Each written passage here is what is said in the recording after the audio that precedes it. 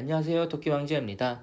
지지난주부터 제 채널 코어 영상을 만들기로 했었고, 첫 번째 주에는 그동안 찾았던 꿀통들을 모아서 소개를 했었습니다. 지난주에는 저의 주식 투자 방법을 공유를 했었고요. 이번 주에는 투자 마인드와 NFT 투자를 써머리 하기로 했었는데, 생각해보니까 분량이 너무 많은 것 같아서 나눠서 올리기로 바꿔보려고 합니다.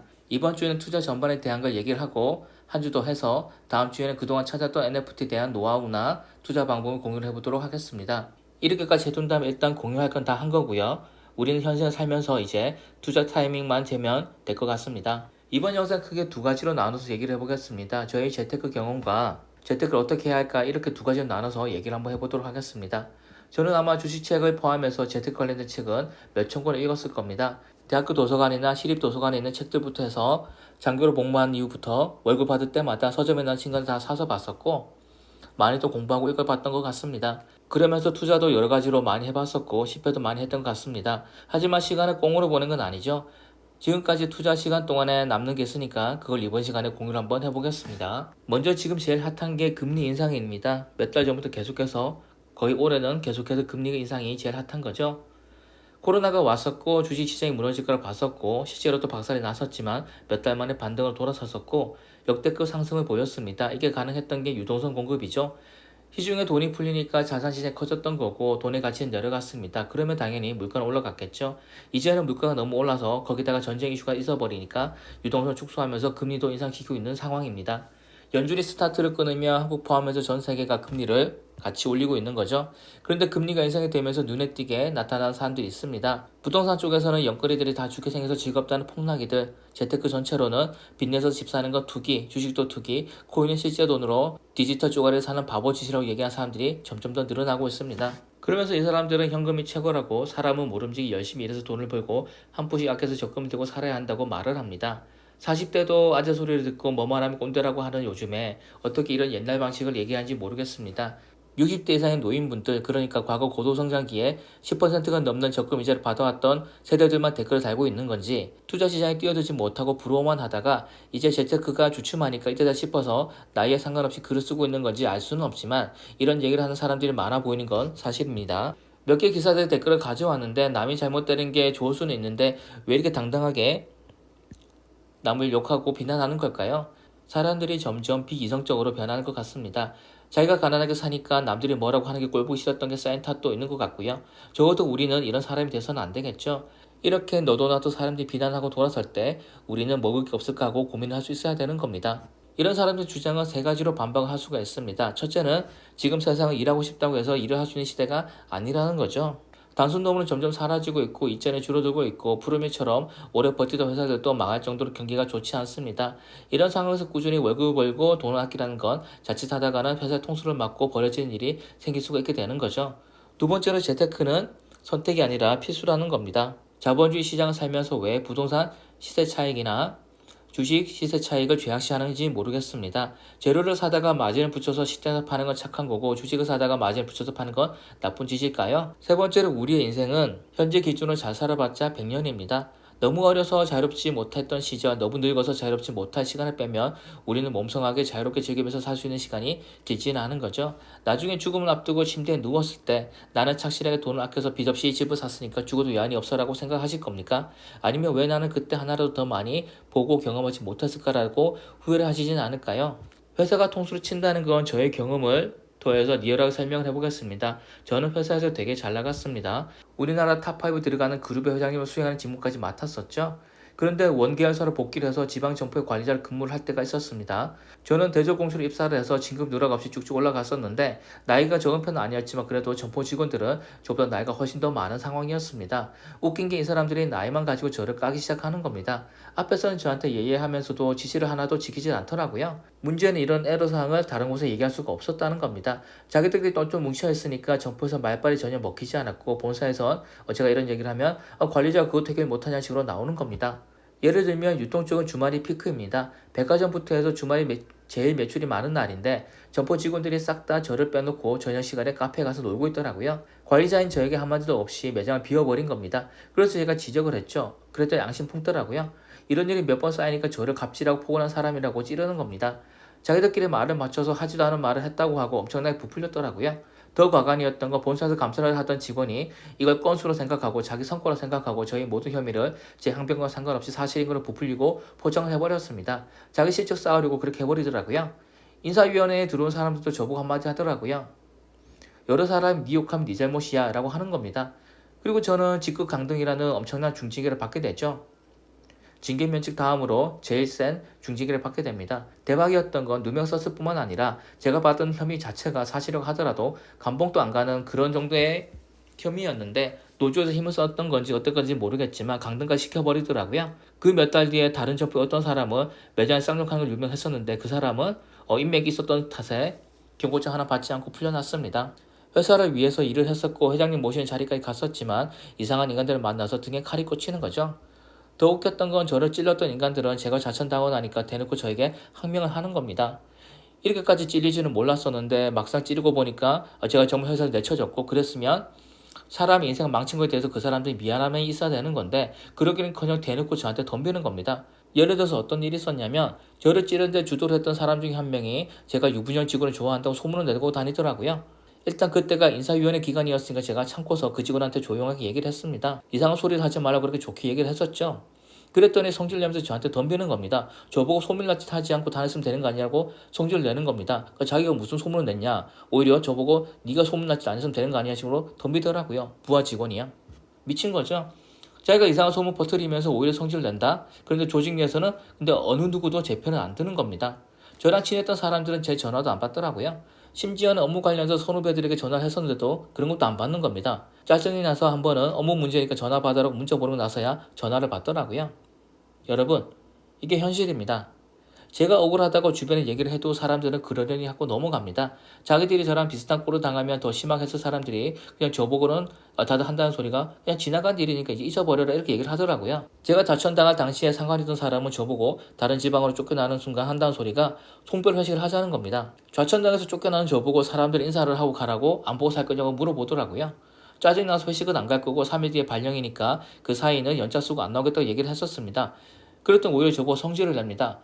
강등당했다고 쉬는 게 말이 되냐? 혹시 윗사람들이 점포 점검에 나오면 자기가 혼나게 되는 거 아니냐? 어떻게 너를 쉬게 해주냐라고 얘기를 하더라고요. 제가 연차를 쓰겠다고 했는 것조차도 못 쓰게 하려고 성질을 내는 겁니다. 정말 인간성의 끝을 봤죠?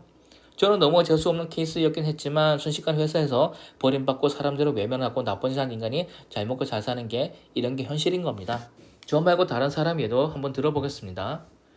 유통 쪽이니까 유통기한이 중요합니다. 유통기한이 초과된 게 나오면 과태료를 내야 하는데 한 번은 모 지점에서 유통기한이 걸린 겁니다. 그런데 이거는 매장관리 소홀로 인해서 인사위원회에 끌려가는 사유 중에 하나였죠. 그리고 징계를 받으면 다들 아시겠지만 징계받은 직원은 앞으로의 진급에 데미지가 오겠죠. 그래서 관련상으로서 이런 일은 관리자들과 실무자가 엠빵으로 해서 과태료를 내고 그냥 덮어왔었습니다. 그 전부터 그렇게 했었죠. 그랬더니 실무자가 자기한테 왜 돈을 내게 하냐면서 인권위에 찌르는 겁니다. 그래서 실무자는 돈을 안 내고 끝냈지만 엠빵을 주도했던 관리자는 다른 점포로 보내지게 되는 거죠. 여러분이 이 관리자 입장이라면 어떻게 하셨을 건가요? 실무자가 일을 못 챙겨서 유통기한이 걸렸고 그걸로 과태료가 나왔습니다. 회사 규정상 관리자까지 징계 사유를 알고 있는 상황이고요. 여러분은 회사에서 열심히 일해서 관리자까지 됐는데 징계를 받고서 이제 앞으로의 진급을 포기하실 겁니까? 당연히 실무자와 나눠서 돈을 내려고 했을 겁니다. 몇백만 원이나 되는 돈을 여러분 혼자 낼 수는 없는 거지 않습니까? 실무자는 실무자 나름대로 회사에서 일을 안 줘서 못 챙긴 건데 하면서 억울했겠죠. 그러니까 이걸 왜 자기가 부담하냐고 반발했던 거고요. 그래서 인권위에 찌른 거고 그래서 회사는 언론에도 나갈까봐 사건 덮고 싶었고 그래서 엠빵 얘기를 했던 여러분에게 처벌을 내리는 겁니다. 징계를 피하려는 꼼수로 직원에게 왜 돈을 강요했냐고 몰아가는 거죠. 이 과정에서 여러분이 잘못한 게 있습니까? 유통기한 여러분이 어겼습니까? 실무자고 전액 부담하라고 했나요? 그렇다고 처자식인 입장에서 징계받고 앞으로 진급 누락되는 길을 선택할 수도 없는 거였고요. 그렇지만 결과적으로는 여러분들 커리어에 똥물이 튀게 되는 겁니다. 저의 케이스나 이 사람 케이스나 실제로 있었던 일입니다. 이런 일이 생기면 회사가 지켜줄까요? 회사는 절대로 여러분을 지켜주지 않습니다. 문제가 생길까봐 먼저 선두쳐서 내쳐버리겠죠. 그러면 돈을 아끼고 적금을 두고 한 푼씩 모아서 자산을 늘려간다는 선택지가 지켜질 수가 있을까요? 이건 예전에 제가 출장을 가서 찍은 사진입니다. 문재인 대통령이죠. 잠깐만 대기업 총수에 대해서 얘기를 해보겠습니다. TV에 보면 정용진 이런 분들이 나오지 않습니까? 이분들이 어느 정도 권력이 있는지 아십니까? 당연히 현역 국회의원들보단 아래에 있습니다. 싸워서 진다기보다는 의전서열사에 밀리는 느낌이라는 거죠. 하지만 의원은 임기제고 이분들은 임기라는 게 없죠. 실제로 해외에 나가면 그 나라 정부는 경제인들을 오히려 더 중요하게 대접을 해줍니다. 저는 인니 장관들이 한국에 오면 회장님과의 만찬을 주관하는 일을 했었습니다. 그런 만찬을 주관하다 보면 당연히 다른 회사의 사장들도 참석하게 되는데 한 번은 우리은행에 넘버2가 오더라고요. 회장님은 만찬 시작과 함께 오시니까 그전에는 우리 그룹의 부회장님이 귀빈들을 맞이하고 있었습니다. 근데 부회장님이 그 넘버2 보고 그러는 겁니다. 조만간 좋은 소식 있겠네요. 이렇게 얘기를 하더라고요. 그리고 며칠 뒤에 그 넘버2는 우리은행장으로 승진을 하게 됩니다. 그러니까 부회장님은 벌써 미리 정보를 알고 있었던 거죠. 한 번은 회장님을 따라서 인니에 간 적이 있습니다. 이번에도 인니 장관과의 미팅 주선하는데 마땅한 회의실이 없는 겁니다. 그래서 그룹 비서실에는 급하게 호텔 스위트룸을 2개 빌려서 회의실로 써버리더라고요. 저도 회의에 참석하려고 스위트룸을 가려는데 인니에서 대사까지 하셨던 분이 저한테 그러시더라고요. 길을 가지고 있는 거냐고. 저는 호텔 엘베에서 스위트룸이 있는 층은 그냥 안 눌러지는 걸 몰랐습니다. 따로 호텔에서 마스터 카드를 받아서 인식을 하니까 그제서 엘베에서 스위트룸 있는 층이 눌러지는 겁니다. 그러니까 저는 그런 세상을 전혀 몰랐던 거죠.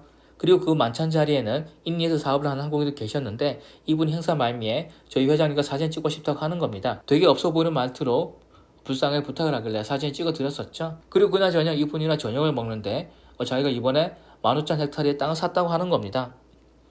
그러면서 몇백 헥타르 정도는 자기 개인적으로 농사 지었다고 하는 겁니다. 헥타르의 개념이 없었던 저로서는 그냥 동네 아저씨가 밭농사 지으려고 하는 건가 라는 생각을 했었습니다. 그런데 검색을 해보니까 여의도 면적이 300헥타르가 안 되더라고요. 그러니까 이분은 그날만 해도 여의도에 50배가 넘는 땅을 샀던 거고 여의도만큼의 땅을 따로 떼다가 자기 개인 농사 짓겠다고 하는 겁니다. 귀국하려니까 인니공항에 가려는데 이분이 문자를 보내오더라고요. 대한항공에 얘기를 해줬으니까 좋은 자리로 줄 거라고. 그래서 발권하는 곳에 가서 물었습니다. 그랬더니 따로 연락받은 거 없다고 하는 겁니다. 그래서 제가 누구 분이 이런 말씀을 하셨는데 혹시 받은 게 없냐 이렇게 얘기를 했더니 연락받은 거 따로 없지만 혹시 그분이 그런 말씀 하셨다면 그분한테 평소 신세진 게 많으니까 좋은 자리를 바꿔드릴게요 라고 하는 겁니다. 비행기를 타본 분들은 아시겠지만 비행시간이 길면 화장실 가는 게 중요해지죠. 그래서 화장실 가기 편하게 통로 쪽이 좋은 거고요. 특히 이코노미라도 제일 앞줄은 공간이 넓어서 다리를 뻗을 수가 있는 거죠. 저는 원래는 중간 자리였는데 즉석에서 그 자리에서 제일 앞자리 통로 쪽으로 바꿔주더라고요. 그러니까 그 회장님은 그 정도의 영향 있는 분이었지만 그런 분조차도 저희 그룹의 회장님과 사진 한 장 찍고 싶어서 쭈구리처럼 부탁을 했던 겁니다. 그러니까 여러분 대기업 오는 힘이 어느 정도겠습니까? 엄청난 거죠. 우리도 이런 정도의 부를 쌓으면 좋겠지만 그건 좀 더 나중 미래의 문제인 거고 우선은 우리는 그런 단계에 가기 전에 경제적 자유부터 달성을 해야 합니다. 그리고 경제적 자유를 달성하려면 당연히 재테크를 해야 하는 거고요. 여러분은 왜 돈을 벌려고 하십니까? 저 같은 경우는 이렇게 정의를 하고 싶습니다. 놀고 싶을 때 놀고 쉬고 싶을 때 쉬기 위해서 돈을 번다고. 적어도 아플 때 병원비 걱정 없이 치료하면 전념할 수 있고 마음에 안 드는 사람들이 있으면 그 집단과 어울리지 않은 그런 자유를 얻기 위해서 돈을 번다고 정의를 하고 싶습니다. 특히나 세상을 살다 보면 사람 간에서 만날 수 있는 게 정말 큰 겁니다. 사람은 사회적 동물이니까 주변 사람들의 영향을 받을 수밖에 없는 건데 여러분이 만약에 뚱뚱한데 여러분 회사의 모든 사람이 여러분보다 훨씬 더 뚱뚱하다면 여러분들은 자기관리 하실 건가요? 안 하겠죠? 근데 여러분이 조금 살이 찐 정도의 과체중일 뿐인데 여러분 회사의 직원 모두가 몸짱이면 신경 쓰이지 않겠습니까? 우리는 우리 주변 사람을 좋은 사람 채워야 하는 거고 그러기 위해서는 돈이 필요한 겁니다. 드라마에서 착한 주인공 주변에 의리 있는 사람이 넘쳐나지만 실제로는 그렇지 않더라고요. 얘가 기본적인 감이 있는데 어쨌든 결론은 우리는 재테크는 필수적으로 해야 된다는 거죠. 그러면 재테크에는 어떤 게 있을까요? 우선은 소득이 있어야 됩니다. 부모님께 물려받은 재산이 있건 알바를 하건 회사를 다니건 우리는 수입이 있어야지만 재테크라는 걸 할 수가 있습니다. 그래서 우리는 더럽고 귀찮아도 소득 활동을 해야 되는 거죠. 당연히 실탄이 있어야 되니까 소득 활동을 하면서 절약도 하고 아껴 쓰면서 자금을 모으고 적금도 두고 해야 되겠죠. 저는 절대로 적금 들지 말라는 게 아닙니다.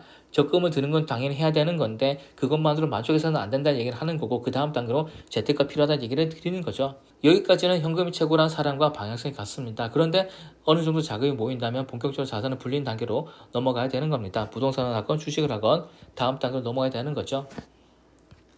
사회초년생이거나 월급 받은 지 얼마 안 된다. 주변에 재테크를 알려줄 사람도 없다며 서점에 들리건 도서관에 가건 재테크 일반에 대한 책을 서너 권을 사서 읽어보시기 바랍니다.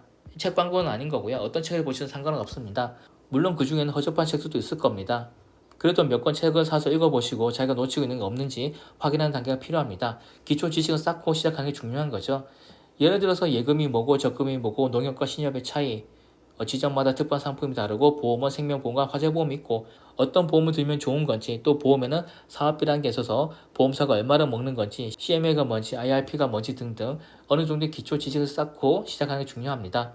저는 요새 회계 수업을 듣고 있는데요. 그런데 학원에서 강사와 수강생들이 얘기하는 들어보면 수준이 너무 떨어집니다. 주식 얘기를 하는 걸 듣고 있으면 지식도 너무 없고 투자 규모도 너무 적고 제일 문제는 확고한 기준 없이 그냥 남들 주식 얘기하니까 그냥 관심 가는 정도로만 접하는 게 느껴지더라고요. 이거는 집단의 중요성과도 관계되는 문제인데 주변에서 저처럼 잔소리를 하고 이게 좋고 저것도 신경 쓰고 해야 된다고 말하는 사람이 없어버리면 그래서 그냥 때 되면 월급 받고 월급 오르면 기분이 좋은 거고 남들이 좋다고 하니까 주식에 묻지마 투자도 해보는 거고 그러면서 역시 주식은 나 같은 사람이 하는 게 아니야 정보가 있는 상위층만 하는 거야 라고 생각해버리면 자산의 발전이 없겠죠. 적어도 여러분들은 이런 일은 없을 겁니다. 왜냐하면 20년간 재테크를 해오면서 좋다고 느끼는 건 다 해보고 실제로 부딪혀보고 그 결과를 여러분들에게 제가 다 공유를 하고 있으니까요. 그렇다고 제가 옳고 정답이란 건 절대로 아닙니다. 다만 여러분들의 시간과 노력을 줄여드릴 수 있을 뿐이죠.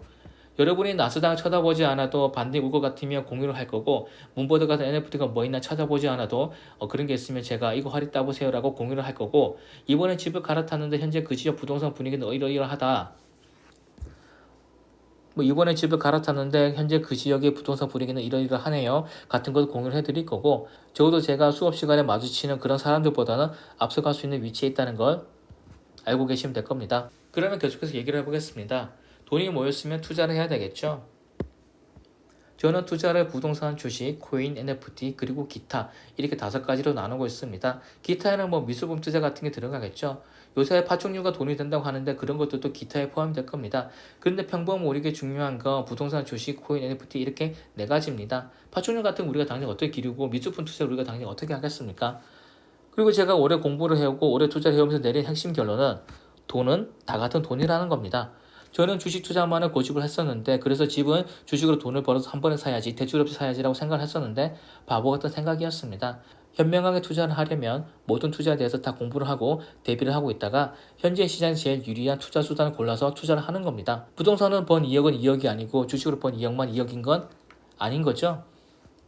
여기서 마인드를 얘기해보면 투자는 조급하게 해서는 안 되고 목표 수익률을 현실적으로 잡고 투자를 해야 된다는 겁니다. 저는 가난하게 자라서 대학생 때도 알바를 해야 했었습니다. 점심값이 없어서 기숙사에서 공짜로 주는 아침과 저녁 2번씩 먹고 점심을 굴고 다녔었고요. 장교로 복무를 하면서 그나마 월급을 조금 받았는데 그때 주식을 하면서 목표 수익률을 엄청나게 높게 잡았습니다. 당시에 상한가 한도가 15%이던 시절이니까 상한가를 5일 연속 치게 되면 2배가 됩니다. 일주일에 주말 빼고 주식시장이 5일 열리니까 매일 상한가를 치면 15%씩 복리로 5번이면 2배가 되는 거죠. 10주간 연속으로 하면 다들 아시겠지만 2의 10승 1024배가 됩니다. 즉 순투자의 5일 기준으로 50일 연속으로만 상한가를 쳐주면 그런 종목만 찾아내면 몇백만 원 가지고서도 몇십억의 자산가가 된다고 생각을 했었고 매일같이 상한가 종목을 따라서 샀던 시절이 있었습니다. 지난주에 저의 주식 투자 영상을 본 분들은 황당해 하실 겁니다. 영상에서 그렇게 쫄벌처럼 투자하라고 했던 사람이 한때는 50일 연속으로 상한가를 노렸던 사람이라고 하면 여러분들은 믿기지 않으실 겁니다. 그렇지만 저는 그렇게 노렸었습니다. 제가 헌병 소대장이었는데 전역하기 전에 외제차를 타고 정문 들어와서 초병들에게 플러스 해야지라는 생각을 했었던 거죠. 당연히 결과는 폭망입니다. 그러면 다음으로 저는 어떤 선택을 할까요? 또 다른 고수익 방법 찾기 위해서 노력을 했었습니다. 그런 식으로 시간이 지났고 그런 하이리스크만 투자를 하다 보니까 자산이 불어날 일은 없었던 거고 또 시간이 지나고 그러면서 점점 더 초조해지는 겁니다. 그러면서 또 무리하게 투자를 하게 되고 이게 반복이 되면서 악순환이 계속되는 거죠. 돌이켜보면 전역하자마자 회사에 들어간 직후에 바로 아파트 사서 했었던 거고 그러면서 빚을 갚다가 틈틈이 주식 했었다면 그러면서 주식 수익으로 비트코인을 묻어뒀었다면 저의 인생은 지금보다 훨씬 더 풍족해졌을 겁니다. 그런데 저는 부동산으로 돈을 버는 수익률에 만족할 수가 없었습니다. 아파트가 올라와봤자 반년에 1000배가 오를 리는 없으니까 저는 그런 거에 만족을 할 수가 없었던 거죠. 저의 이런 경험을 바탕으로 조언을 해보면 수익은 단계로 나눠서 목표를 세우기 바랍니다. 당장 무리한 목표는 절대로 세우지 마세요. 첫 번째로 재테크 틀을 잡는 단계, 빌드업을 하는 단계를 가져야 되는 겁니다. 매달 얼마를 벌고 얼마를 남겨서 얼마 투자할 수 있는지 또 어디에 투자할지를 세팅한 단계가 필요한 겁니다. 그 다음으로 은행 이자보다 높은 수익을 낸다는 마인드로 소소하게 주식 같은 거에 접근을 해야 되는 거죠. 그러면서 하락장과 상승장을 반복해서 겪어보고 실전 경험 쌓으면서 목표치를 올려가는 거고요. 세 번째 정도에서 경제적 자유를 목표로 세우면 되는 겁니다. 뭐 5년 안에 은퇴를 하겠다, 아니면 40전 은퇴를 하겠다, 아니면 늦어도 50전 은퇴한다 같은 단계를 세우는 겁니다. 마지막으로는 자기 인생 목표에 따라서 결정하면 되겠죠. 건물주가 목표라면 건물주를 목표로 세우는 거고, 아니면 회사 사장님 되고 싶다거나 아니면 돈에 연연하지 않고 정말 원하는 일을 하면서 살고 싶다면 그런 걸 목표로 나가면 되는 겁니다. 단기간에 무리하지 말고 단계별로 차근차근히 올라가면 되는 겁니다. 지난 주식 강의에서 제가 왜 저는 뭐 IQ 156의 멘사 회원이다, 뭐 정규 1등을 놓친 적이 없다 이런 말을 한 줄 아십니까? 잘난 척 하려고 그런 말을 했던 건 절대로 아니고요. 투자 시장에서 머리가 좋은 것도 공부 잘하는 것도 아무 의미가 없기 때문에 그런 걸 리얼하게 알려드리려고 그런 말씀 드렸던 겁니다. 그러니까 뭐 머리가 좋았건 공부를 열심히 했건 그런 조건에서 봤자 눈이 뒤집어 투자를 하다 보니까 처절하게 시장에서 주워 터져봤기 때문에 그런 얘기를 했던 거고요. 절대 여러분들은 어떤 투자를 하고 투자 앞에선 겸손하시기 바랍니다. 재테크 틀을 잡고 어느 정도 자금이 모이기 시작하면 본격적으로 투자를 해야 되겠죠? 저는 언제나 실거주 한 채는 옳다라고 생각을 합니다. 그래서 부동산을 먼저 염두에 두라고 제안을 하고 싶습니다. 부동산 카페에 가입을 하고 부동산 책을 사서 읽어보시기 바랍니다. 예전 책 말고 최신 트렌드로 뭐 개발 계획이라거나 호재 같은 거 체크해 두시기 바랍니다. 예를 들어서 정권에 따라서 집값은 어떻게 되고 있는지, 금리에 따라서 어떻게 되는지를 주의 깊게 살펴보시기 바랍니다. 그리고 호재는 어디서 얻을 수 있고 호재가 생겼을 때 집값이 어떻게 되는지도 같이 보면 좋겠죠. 하락장에 투자하려고 하면 부정적으로 보는 분들이 계실 겁니다. 잘 알고 있습니다. 요즘 같은 때에 누가 왜 집을 사라고 하냐고 할 수도 있는데 무조건 아무 집이나 사라고 하는 게 아니라 어차피 집을 살 거면 장이 안 좋을 때 사라는 겁니다. 당연히 여러 가지 조건을 따져서 사야 되는 거고요. 연끌해서도 안 되는 겁니다. 대출 포함해서 자기의 총 가용 자금이 5억이다 치면은 5억 근처는 몰빵하는 게 아니라 4억 정도 이하에서 매수를 하는 거고요. 1억 정도의 여유 자금은 주식 같은 곳에 넣을 수 있도록 따로 운영을 할 수 있어야 되는 겁니다. 예를 들면 이런 겁니다. 저는 은행 사거리에 아파트를 샀는데 여기 생기고 있죠. 이렇게 동북선이 생기고 있습니다. 여기 생기면 처음 공고가 났을 때 왕창 오르고요. 그대로 지지부진하다가 완공이 되고 나면 좀 더 오릅니다. 이런 타이밍을 당연히 체크를 해야 되는 거죠. 저는 재건축도 노리고 있는데 재건축도 정밀 진단 통과되면 한번 오르고 조합 설립 후 시공사가 선정되면 또 한번 오릅니다. 그러다가 지지부진하게 가다가 완공쯤에서 또 오르는 거죠. 이런 것도 타이밍을 재서 들어가는 게 맞겠죠. 예를 들어서 저는 지금 집을 살 때 재건축 전에 곧 도래할 거고 역도 25년까지 완공이 될 거고 학군도 좋으니까 하락장에서 가격을 방해해 줄 거라 생각하고 매수를 했습니다. 만약에 나중에 여기 지어지고 재건축 완공 직전에 사버리면 그때는 호재가 다 끝난 뒤에 고점에 사게 되는 겁니다. 만약 부동산을 모르게 되면 여러분이 부동산 공부를 안 해두면 뭐 어디 여기 지어졌고 이제 엄청 살기 좋대 이런 말만 듣고 나서 상투에 사게 되는 거죠. 그래서 미리미리 여러분들은 부동산 공부를 해둘 필요가 있는 겁니다. 이 외에도 집값이 오를 때는 강남부터 오르고 노도강이 제일 늦게 오른다. 서울 기준으로. 아니면 노도강이 오르면 끝물이니까 슬슬 매도를 생각해야 된다거나 아파트 지나서 빌라나 오피스텔로 사람이 모이면 고점이라거나 아니면 뭐 지방의 시골 아파트까지 들썩거리면 거품이라는 등의 상식을 가지고 있어야 되는 겁니다. 재건축을 노린다면 용적률도 봐야 하지만 대지 지분도 체크를 해야 되는 거고 2종이지 3종이지 토지도 체크를 해야 되는 겁니다. 아파트 세대수가 많은지 적은지 노인 인구가 많아서 재건축을 반대하지는 않은지 왜냐하면 그분들은 분담금대 돈이 없으니까요. 평수가 너무 다양해서 합의를 내는 게 어렵지는 않은지 아니면 같은 지역에 신축 아파트 시세가 얼마나 되는지 재건축 기간 동안 어디에 가서 살 건지 전세 시세는 주변이 어떻게 되는지 등등을 고려를 해야 되는 겁니다. 못 모르고 용적률이 작네 대박이다 사자 이런 식으로 접근하면 쪽박을 차는 거죠. 그런데 이런 건 누구 하나 친절하게 알려주지 않습니다. 자기가 알고서 스스로 하나하나 체크를 하는 게 필요한 겁니다. 그래서 공부를 하라고 말씀드리는 거고요. 요약하면 카페 글이나 책을 보거나 하면서 아니면 학원을 다니면서 트렌드를 놓치지 말고 유망 지역도 체크를 하고 시세를 보고 있어야 되는 겁니다. 자산이 만약에 풍족하지 않다면 주거 환경을 조금 포기하더라도 역과 가까운지 강남과 가까운지 학군은 어떤지 정도는 맞춰서 실거주 한 채를 사는 걸 목표로 하시고요. 30년 대출을 받는다 치면은 30살에 받아도 한과까지 빚을 갚아야 되는 겁니다. 40살에 받게 되면 70까지 빚을 갚아야 되는 거죠. 집이 오른다면 다행인데 만약 안 오른다? 그런 최악을 상정해서라도 조금 전 미리 집을 사는 걸 추천합니다. 이번 역대급 하락장이 그래서 초고매 같은 게 여러분들의 기회가 될 수가 있는 거고요. 시간이 된다면 부동산 투자학원 같은 곳에 가서 주말에 임장 투어를 하며 따라가서 돈 많은 사람들이 얼마나 많은지 한번 직접 경험해 보세요. 절대로 기사나 카페 댓글을 보면서 이제 부동산 끝이네 같은 얘기만 듣지는 마시고요. 그런 글을 쓰는 사람들은 자기가 집이 없기 때문에 여러분도 같은 입장이 되기를 바라는 사람들일 뿐입니다. 절대로 여러분들의 재산을 걱정해서 그런 말 하는 사람이 아닌 거죠. 부동산이 언제 얼마나 오르고 내릴지는 저는 알 수가 없습니다. 하지만 분명한 건 오르면 내리고 내리면 오른다는 거죠. 저는 30대 후반에서 집을 마련을 했고 사이클을 탄 지 몇 번 되지 않습니다. 여러분이 저보다 젊다면 저보다 한 살이 어릴 때 또 저보다 나이가 많다면 더 늦기 전에 이런 사이클을 타서 불을 늘려가시기 바라는 거고요. 이건 정말 저의 진심입니다. 하다가 나이를 훨씬 더 먹고 남의 집에 새들어 사는 일은 없기를 바라는 겁니다. 다음은 주식입니다. 주식에 대해서는 지난주 따로 영상으로 다뤘으니까 이번에는 딱 한 가지만 얘기를 하겠습니다. 투자는 돌고 돈다는 거. 지금 이 종목을 안 사면 큰일 날 것 같지만 언제나 그런 종목들이 있어 왔으니까 조급해하지 말라는 거죠. 2000년 초반에 태양광과 수력, 풍력발전 떴었고 몇 년 전에도 몇 번 떴었죠. 이처럼 테마나 좋은 정보가 돌고 도는 거니까 너무 무리해서 지금 당장 투자를 하려고 하지 말고 투자를 하기 전에는 한 번 더 고민한 습관을 길러보시기 바랍니다. 그러면 적어도 주식으로 여러분들이 패간망신하는 일은 없을 겁니다. 그리고 시간이 되시면 시골국수라는 분의 유서를 한번 읽어보시기 바랍니다. 요즘도 롱이니 숏이니 콜이니 푸시니 하면서 선물 옵션 한 사람들이 많이 있습니다. 이 시골국수라는 분은 한때 선물 옵션계의 스타였고요. 강의도 다녔던 분이지만 결국 크게 손실을 보고 안 좋은 선택을 하시게 됩니다. 그분의 유서가 구글에 올라와 있으니까 한번 읽어보시기 바랍니다. 강연을 다녔을 정도의 전문가도 한순간에 날아가는 게 이쪽 바닥이라는 거죠. 다음은 코인 투자입니다. 저는 코인이 유망하다고 보지만 아직은 옥수가 가리는 단계라고 생각을 합니다. 지금의 코인이 싹 다 사라지고 새로운 코인이 나타난다고 해도 이상할 게 전혀 없죠. 그렇기 때문에 언젠가는 코인이 대세가 되겠지만 당장은 너무 무리해서 투자를 해서는 안 된다는 겁니다. 실제로도 최근에 바이낸스가 공격을 해서 FTX가 거덜이 나고 있죠. 저는 IDO를 선호를 하고 그래서 바이낸스나 FTX의 IDO도 생각을 한 적이 있었습니다. 그런데 너무 큰 돈이 묵게 하기 때문에 투자를 안 했었는데 했었더라면 큰일 날 뻔했던 거죠. 하루에 80% 이상 빠지고 일주일에 10분의 1토막 나버리는데 그게 메인 투자금이었으면 멘탈도 멘탈이지만 그냥 우리의 일상이 무너지는 겁니다. 코인을 하지 말라는 게 아닙니다. 하기는 하되 안전하게 해야 되는 거죠. 그래서 저는 코인보다 부동산의 주식을 먼저 하기를 추천을 합니다.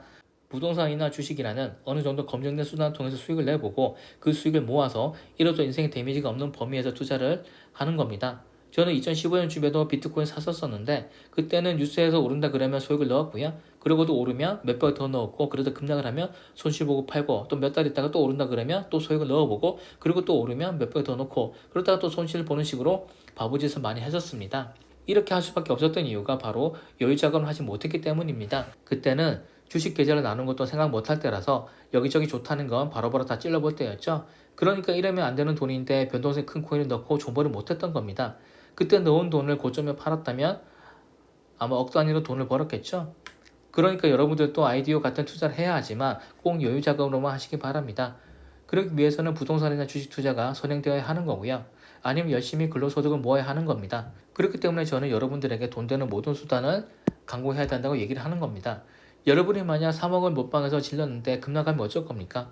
그래서 10분의 토막으로 팔고 자부자기 하고 있는데 그 직후에 급등해버리면 여러분의 멘탈이 버틸 수 있을까요?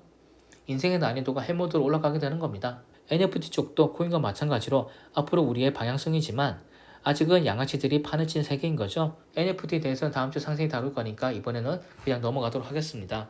그러면 이상으로 우리가 왜 재테크를 해야 하는지와 부동산 주식 그런 투자 수단에 대해서 살펴봤습니다. 탈방에 얘기를 했던 건데 며칠 전에 제가 카페를 갔으니까 그쪽 테이블에 아저씨들이 모여서 코인 얘기를 하고 있는 겁니다. 살짝 들어봤더니 사기 코인을 사서 피를 보고 있더라고요. 아직도 다단계 코인이 판을 치고 있습니다. 선릉역 쪽에 가면 사람들을 모아놓고 투자 설명을 하면서 여전히 사람들 꼬시고 있는 거고요. 주식 리딩이니 하면서 사람 꼬셔서 몇백 몇천원 받고 튀는 사람들도 있습니다. 그래서 답답한 마음에 사기 피해자 카페에 글을 올리면 쪽지를 자기가 해결해 주겠다고 하면서 2차 사기를 치려고 사기꾼들이 모이드는 경우도 있는 거죠. 왜 이런 일이 생기는 걸까요? 왜 나이 많은 사람 위주로 이런 일에 당해서 피해자가 많은 걸까요? 저는 그 이유를 조급함이라고 생각합니다. 나이를 먹고 은퇴도 했고 별다른 소득이 없지만 자식들에게 뭐라도 해주고 싶은 건 당연한 본능이겠죠. 근데 마땅한 방법이 없던 차에 자기 말만 들으면 대박이 난다는 사기꾼을 만나게 되면 혹할 수밖에 없게 되는 겁니다. 여러분은 세상이 평등하다고 생각을 하십니까? 지하철을 예로 들어보겠습니다. 특정 호선은 언급하진 않겠지만 여러분들이 지하철을 타고 다니다 보면 호선별로 사람들의 구성이 달라지는 걸 알 수가 있을 겁니다. 어떤 호선은 유독 노인 비율이 높고 어떤 호선은 회사원이 더 많은 거고 이런 걸 알 수가 있을 텐데 실제로 집값도 그 호선에 따라서 경계가 명확합니다. 어떤 호선은 싼 동네가 많은 거고 어떤 호선은 비싼 동네가 많은 거죠. 그리고 그 호선에 따라서 사람들의 태도나 옷차림 같은 것도 구분이 되는 거고요. 민주사회지만 우리나라는 재산이라는 계급이 엄연히 존재하고 있는 겁니다. 여러분이 집값이 낮은 동네에 살지만 착하고 성실하고 봉사활동 열심히 하는 사람이라고 하면 남들이 알아줄까요? 얼마나 인생을 막 살며 저 나이 먹고 저런 동네 사는 거야 라고 얘기를 할 가능성이 큽니다. 사람들은 여러분 생각보다 선량하지도 않고 객관적이지도 않은 거죠. 제가 유통 쪽에서 일을 했었다고 말씀드렸었죠. 제가 허름하게 입고 출근하는 날과 깔끔하고 단정하게 꾸미고 출근하는 날은 고객들이 저를 대하는 태도가 분명하게 달라집니다. 컴플레인이 걸리는 빈도나 저를 존중하는 정도가 정말 엄청나게 달라집니다. 옷차림 하나도 이렇게 달라지는 거죠. 이게 현실입니다. 결론은 우리가 나중에 나이 들어서 조급함에 뭔가를 이루지 못했다는 초조함이 들어서 사기를 당하지 않으려면, 또는 잘 차려입고 교양 있는 사람들과 같은 돈을 살려면, 또는 적어도 꼴보기 싫은 인간들을 바로바로 끊어내고 살려면 돈이라는 게 필요합니다. 항상 말하지만 늦었다고 생각될 때는 정말 늦은 겁니다. 하지만 역전할 수 있는 방법이 없는 건 아니죠. 저는 좀 더 나은 삶을 살려고 아둥바둥 거리는 걸 좋아합니다. 자포자기하는 걸 싫어하는 거고요. 저 역시도 그렇게 살아왔고 여러분들도 그렇게 치열하게 사시길 바랍니다. 그러면 KFC 할아버지 얘기로 마무리를 해보겠습니다. 이분은 정말 젊었을 때 온갖 고생을 다 하고 사셨지만 결국엔 쫄딱 망해서 노년에는 트럭 하나와 밥솥 하나만 남게 됩니다.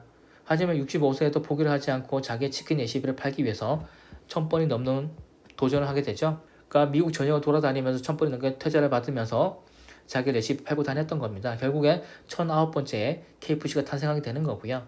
늦었지만 노력 끝에 그동안 날렸던 시간을 만회를 하신 겁니다. 그러니까 우리도 할 수 있는 겁니다.